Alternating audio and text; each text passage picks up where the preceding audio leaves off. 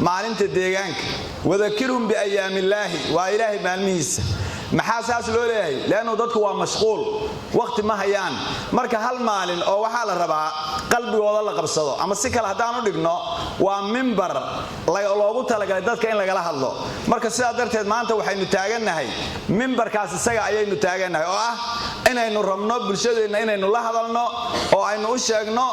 deegaanku micnaha uu ku fadhiyo iyo waxa uu yahay ugu horeynta horta waxaad ogtihiin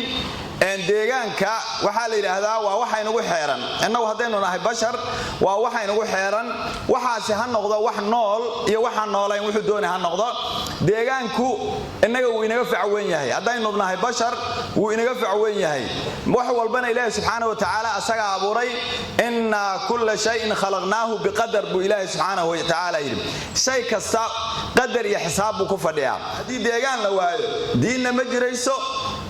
يعني عقلنا ما جرايو wax kale jiraya malaha marka sidaa darteed waxaad garanaysaa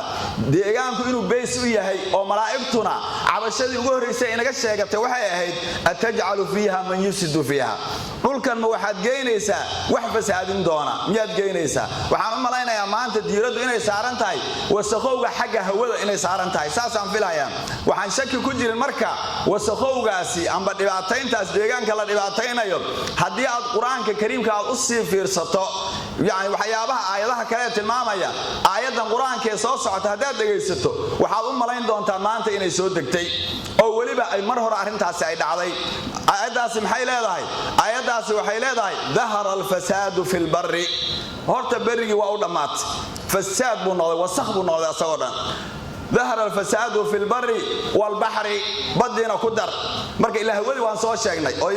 yawma taati as-samaa bidukhan mubin hawada wasaqowgadi waan sheegnay laakiin maxay inoo haray bal badii iyo bariga aan fiirino ilaa waa saddex isa saaran bariga oo ku taaganahay iyo badii oo deriskeena iyo hawadii oo inagu dahaaran intaas ayaan ku dhex jiraa amba saddexaas gal oo ishuwan ayaynu ku noolnahay marka saddexdii gal ee ishuwana quraanka kariimka bal sidoo u tilmaamay fiiri xaqi hawadii waan sheegnay dhulkiina fiiri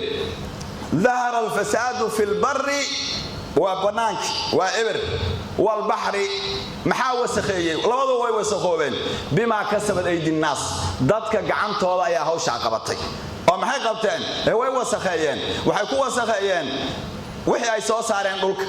ay ka soo saareen macdanta ay ka soo saareen batroolka ay ka soo saareen wasaqdi ay ku wasaqeen qaa ay ku sidaayeen wixii oo dhan wasla wasaqoobeen marka inaga waxa la inaga rabaa sida islaamkeenu uu faray inaad xiriirka deegaanka la hagaajiyo wuxuu doonay ha ahaado deegaankaas hadna dadka kula xiriira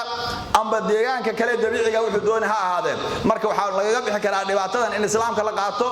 bini'aadamkuna uu ka faa'iideysto oo loo qaato sidoo ilaahay subhanahu wa ta'ala amray oo ah in dhulkaan ma aragtay la ilaaliyo laga faa'iideysto insaankuna uu dhibaatada u joojiyo hadalkayga marka intaas aan rabaa inaan ku soo koobo aad iyo aad baa u mahadsantiin